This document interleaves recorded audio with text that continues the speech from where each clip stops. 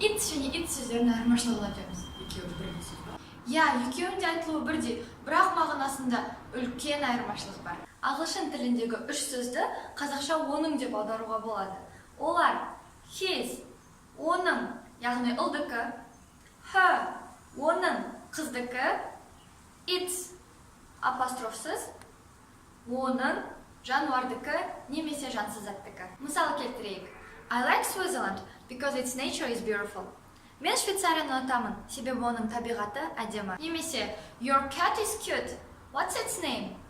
Сенің мысығың сүйкімді екен, оның аты не? Ал егер it сөзі апострофпен жазылса, онда оның аудармасы бұл.